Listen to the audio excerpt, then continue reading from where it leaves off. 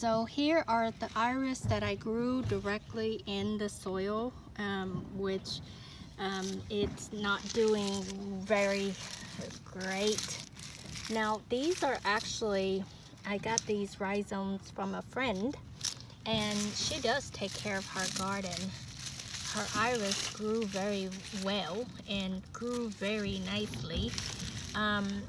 Like her rhizomes, as you can see here, it has the life here, 1, 2, 3, 4, 5 years old, and the bulbs, the rhizomes are like magnificent. When I got it, it was like amazing. Like I was like, what do you do? How do you get your rhizome to be so fat and nice? And here it is. I put it right in the ground because I believe my friend.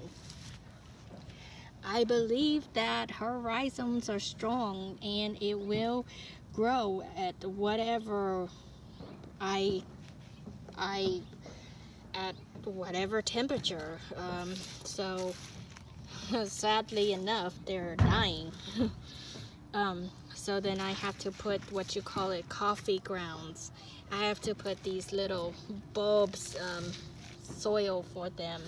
I have to basically give them more nutrients because they are dying. They're dying on me here. And yeah, so basically you just don't know, right? Now I did plant this at the same time that I plant the irises that I have in those pots that I show in the other video. And those one in the pots are doing exceptionally well. This iris here on the ground, and to be honest with you, the rhizomes, look at these rhizomes here, they're gigantor. When I grew them, when I put them on the ground, this baby here was green, like it was beautiful. Now it's dead. And then here, this one's sticking out here, this one's dead, right? That's dead. So you can see that not everything wants to be in the ground right away.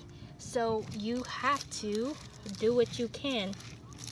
And yes, I kind of buried these too much, but as you can see, it's trying to come up and it's trying to survive because the weather has slowed down a little bit.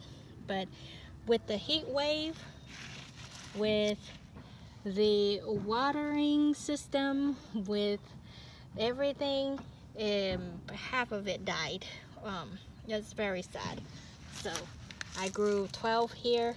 I only have 6. Let's count 1, 2, 3, maybe 4, 5. I'm gonna hopefully this one grows. So yeah, 12, and only 6 survive. So, and this one here, this one is a fat one, and that one's growing just great. But these one here, these ones, they're big too, but it's, you can see it's struggling. So majority of it is struggling, and it's like you spend lots of time, and if you're the one that's buying the irises too, it's like, what the heck, man? My irises are dying. So therefore, when you buy your iris or when you get your iris, do climate control. Put them in a pot, big pot, small pot. Put nice soil for them. Let them grow in the soil, in the pot. Take them out, put them in the ground. That's how you should do it.